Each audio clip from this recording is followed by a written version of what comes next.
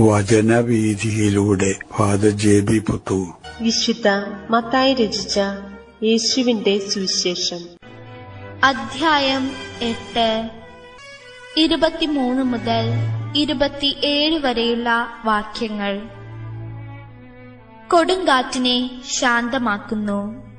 യേശു തോണിയിൽ കയറിയപ്പോൾ ശിഷ്യന്മാർ അവനെ അനുഗമിച്ചു. കടലിൽ ഉഗ്രമായ കൊടുങ്കാറ്റുണ്ടായി. തോണി മുങ്ങത്തക്ക വിധം തിരമാലകൾ ഉയർന്നു.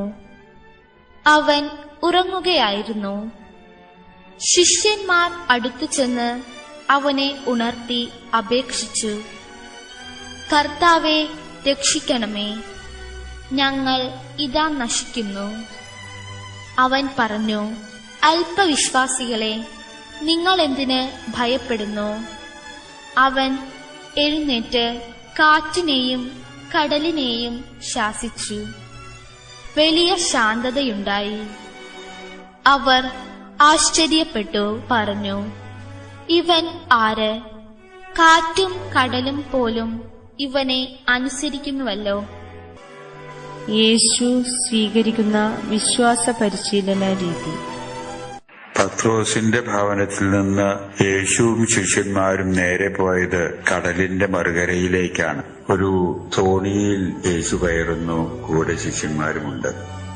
തോണിയിൽ അമരത്ത് തലചായ്ച്ച് ഉറങ്ങിയാണ് യേശു.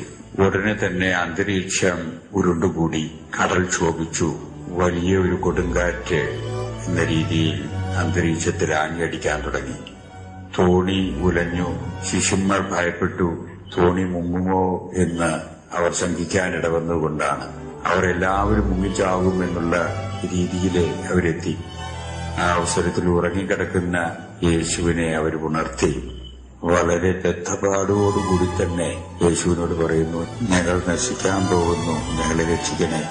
ഉടനെ തന്നെ ഉറക്കത്തിൽ നിന്ന് എഴുന്നേറ്റ യേശു ശിഷ്യന്മാരോടായിട്ട് പറയുന്നു, അല്പവിശ്വാസികളെ, നിങ്ങൾ എന്തിനെ ഭയപ്പെടുന്നു? അതിനുശേഷമാണ് കാറ്റിനെയും കടലിനെയും ശാന്തമാക്കുന്നത്. ഇങ്ങനെ വരുമ്പോൾ യേശു ആ തോണിയിൽ കയറി ഉറങ്ങിയതിന്റെ ലക്ഷ്യം എന്തായിരുന്നു എന്ന് മുഴുവനും വ്യക്തമല്ല.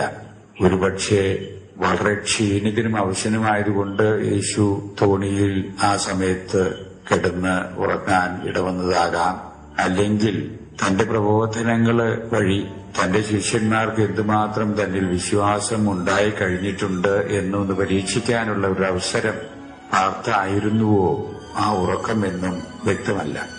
ശിഷ്യന്മാരെ വിളിച്ചുണർത്തിയപ്പോൾ യേശുവിന്റെ പ്രതികരണം കാണുമ്പോൾ രണ്ടാമത്തേതാകാനാണ് കൂടുതൽ സാധ്യത.